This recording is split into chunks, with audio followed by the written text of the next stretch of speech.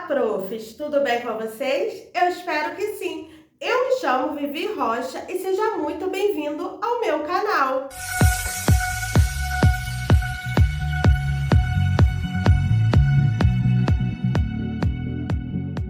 Eu divulguei nessas 2 semanas que se passaram que durante toda essa semana eu iria falar sobre relatórios. E eu fiz enquetes lá no meu Instagram, fiz aqui também na aba comunidade e preparei um conteúdo em cima de tudo que vocês me mandaram.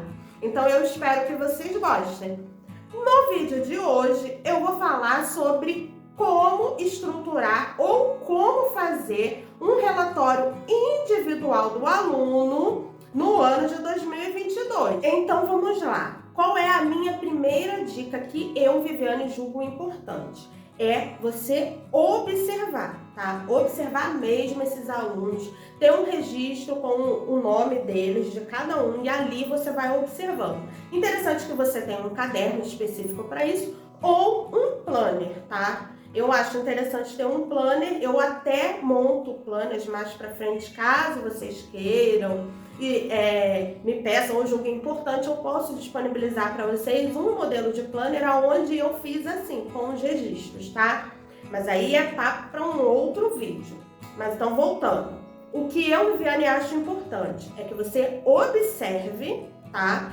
Como esse aluno fica durante as atividades, durante a rotina do dia, tá? Isso vale para a educação infantil, também para o ensino fundamental, e faça registros. Por que registros? A nossa memória falha. Então, lá na frente, quando você realmente precisar redigir o seu relatório, aí você vai ter ali já algo anotado sobre o seu aluno, vai poder observar a evolução dele, mesmo que seja por um curto período, que você comece a escrever sobre ele no início do ano e você tenha que entregar seu relatório, sei lá, em abril, né? Ou a cada 6 meses, não sei como funciona na sua unidade. Mas se for em abril, você teve lá o período de fevereiro, março, e digamos que você tenha que entregar lá pelo dia 18, começa no dia 1º de abril, né? Não é uma mentira, é verdade. Aí você começa ali no dia 1º. Aí você começou a falar sobre o fulaninho, que é seu primeiro aluno, né? Que você vai começar a escrever. Aí pode ser que tenha algo lá que você nem lembrava mais, que no início ele fazia, então você já ali mesmo começa a observar a evolução do seu aluno. Então, por isso, eu acho de extrema importância que o professor faça registros, mesmo que com a rotina do dia a dia fique ruim fazer um registro diário, mas que faça pelo menos semanalmente, escolha um dia da semana. Bom, toda quarta-feira eu vou fazer o registro dos alunos, ou toda sexta-feira, ou toda segunda-feira. Tire um dia, pelo menos na semana, para registrar, tá? Então, essa é a minha primeira dica. Observe e registre, porque a nossa memória é falha. A gente pode esquecer de algo muito importante de colocar lá no relatório. Então, registre tudo, porque afinal não é 1 nem 2 relatórios, são vários. Estamos falando de relatório individual, tá? E por falar em registro, eu quero ajudar vocês de alguma forma. Então eu fiz esse modelinho aqui de folhinha onde você vai fazer o seu registro diário. Você pode imprimir, colar no seu caderno, ou você ir redigindo mesmo assim, imprimir e ir anexando numa pasta, tá? Então, vou deixar esse modelinho aqui de registro diário, ou você pode fazer como eu falei, tirar um dia da semana para registrar, tá? Aí você imprime de acordo com a quantidade de alunos que você tem. Eu vou deixar um link aqui na descrição desse vídeo que vai te direcionar para o meu Instagram. Lá você vai no arquivo Drive, é bem simples, tá? Eu vou deixar aqui nos comentários um link também direto para o Drive. Ou você vai nos comentários e clica nesse link do Drive que já vai abrir essa folhinha aqui, esse arquivo. Ou você vai lá no meu Instagram, que o link vai estar na descrição desse vídeo, não nos comentários. E lá você vai encontrar não só esse, como muitos outros arquivos que eu tenho lá, tá? Quem já é inscrito aqui no canal sabe que eu sempre estou disponibilizando aqui para vocês. E se você não é inscrito, aproveita para se inscrever agora, que aí eu tenho certeza que você vai gostar. Então, vamos para a próxima dica. Eu vou ajudar vocês agora na questão de estruturar. Eu recebi alguns comentários lá no meu Instagram e aqui na comunidade também. Eu vou tentar deixar aqui do lado em como estruturar esse relatório, que vocês conseguem assim organizar as ideias, né, na cabeça, mas não conseguem passar essas ideias para o papel, tá? Eu gosto de estruturar em cima dessas 3 vertentes, 3 eixos, vamos chamar assim. 3 eixos estruturais, porque o relatório, ele é um documento. E todo documento, ele precisa ser bem redigido, né? Ele precisa ser bem escrito. Você não pode escrever, veio na minha mente tal coisa, vou escrever. Não, você precisa pensar, porque é um documento que você está falando de uma vida, de um aluno, de uma observação. Então, você, enquanto profissional, precisa estruturar bem esse relatório. Tá? Até porque é o seu nome, né? Você vai assinar esse relatório e o responsável, ele tem direito a observar, a ler e até mesmo contestar, tá? Esse relatório. Então, preste muita atenção, tenha muito cuidado, pois é um documento, tá? E a minha dica é, não deixe para fazer esse relatório em cima da hora. Na última hora, tem que entregar amanhã, a coordenadora está pedindo, vou fazer hoje. Não, não faça isso, por favor, porque, como eu disse, é um documento. Registre. Gente, não custa nada, tire 5 minutos do seu momento ali da sua aula e vá colocando, pelo menos uma vez na semana, essas observações. Eu tenho certeza que se você colocar em prática isso que eu estou falando, vai te ajudar muito. E como estruturar? Quais seriam esses eixos? Os eixos que eu estou falando todo relatório precisa de uma introdução.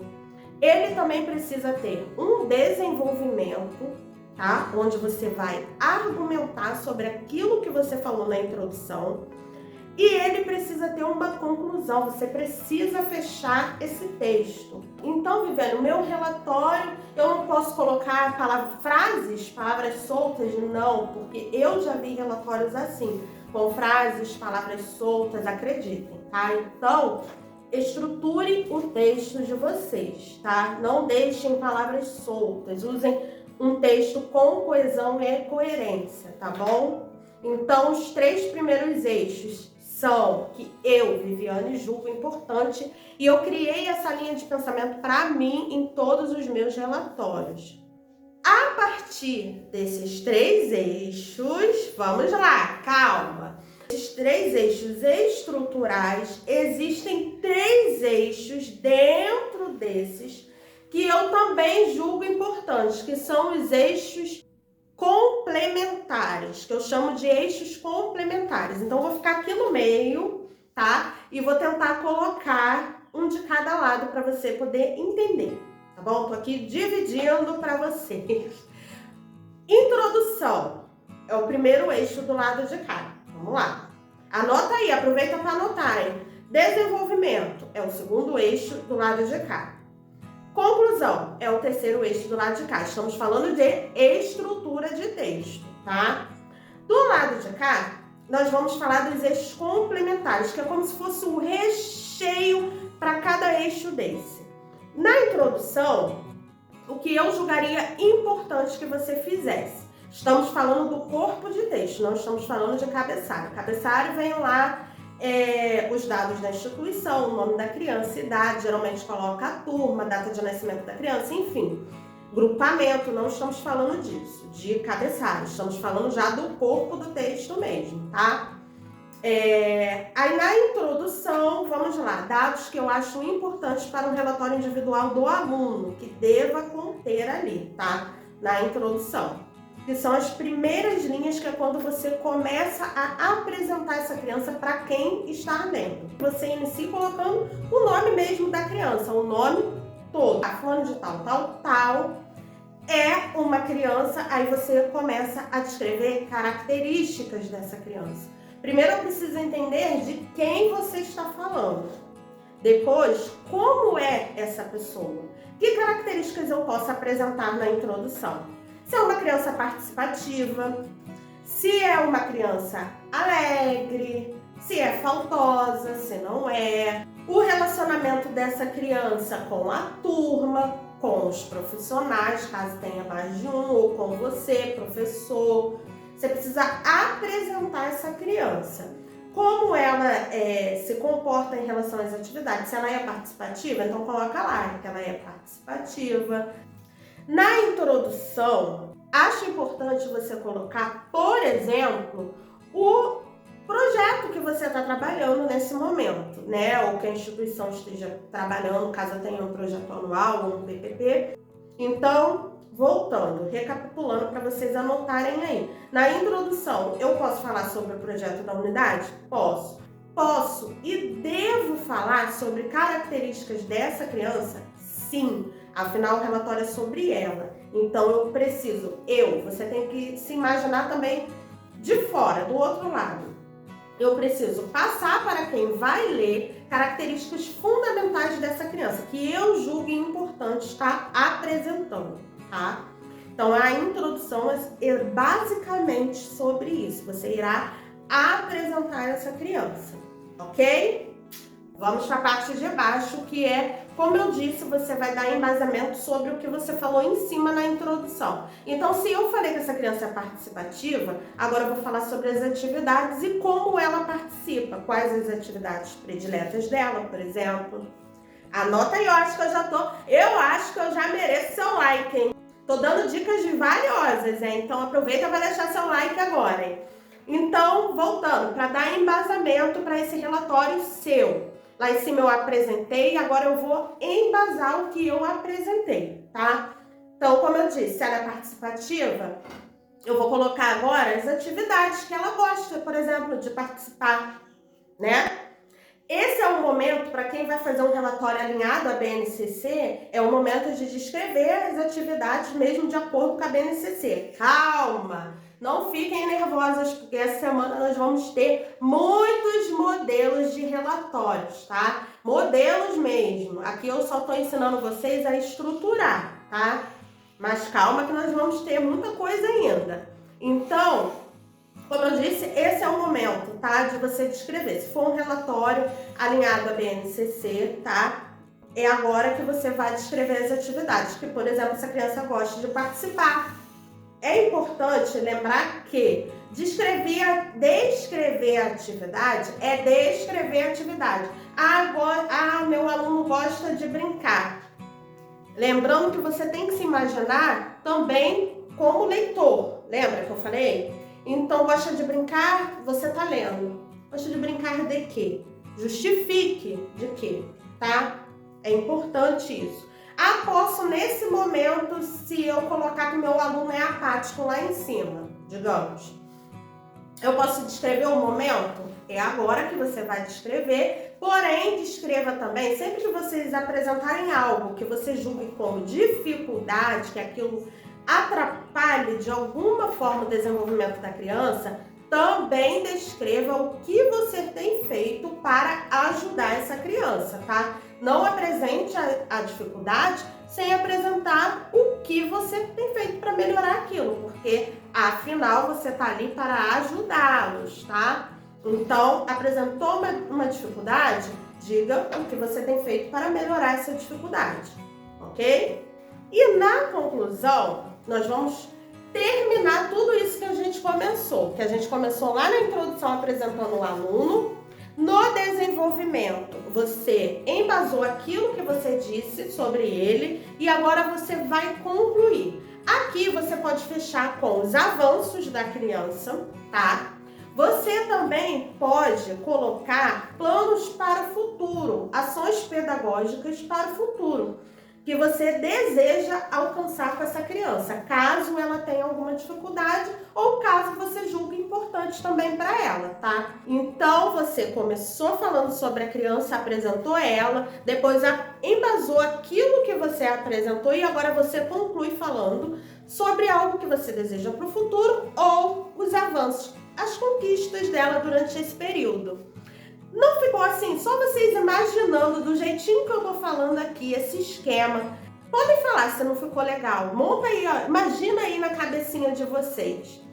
Ficou um texto bacana, não ficou?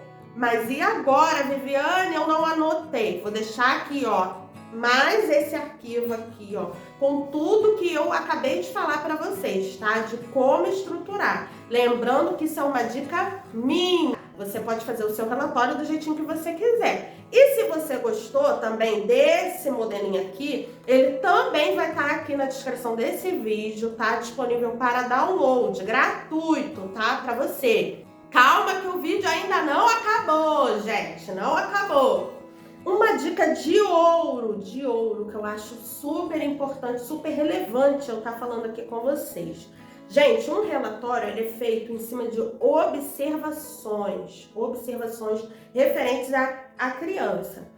Então, a criança é um ser humano. Não aponte somente características ruins, dificuldades, tá? Apresentou a dificuldade, diga o que você tem feito. E outra coisa, fica tão ruim você ler um relatório onde só tem coisas ruins sobre a criança.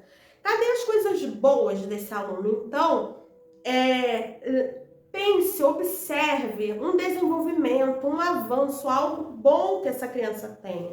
É claro que uma vez ou outra essa criança vai apresentar dificuldades. Existem crianças que têm mais dificuldades que as outras, nós sabemos disso. Porém, eu tô falando daquele relatório que você pega, que só tem coisa ruim da criança, que o profissional não colocou nada assim de bom, não avanço, nada. Então, assim, pense, cuidado com os julgamentos, porque é um documento em que o responsável pode ter uma cópia, por exemplo. Então, assim, evite algumas coisas. Então, a minha dica é essa: evite julgamentos e pense, reflita, se coloque na posição de leitor, tá? Também. Essa é uma dica valiosa, porque às vezes o profissional ele escreve e entrega, mas acaba não se colocando nessa posição de leitor. Então, se coloque na posição de leitor também, tá? E o nosso vídeo de hoje vai acabando aqui. Mais tarde, às 8 horas da noite, já coloque seu relógio para despertar. Eu vou trazer um modelo, isso mesmo, um modelinho já pronto para vocês, em cima dessa estrutura dos 3 eixos que eu deixei aqui para vocês. Então, vai perder tempo? Não, né? Então, se inscreve aí no canal, ativa esse sininho. Vambora? Vambora mergulhar no mundo dos relatórios. Vamos lá? Beijos!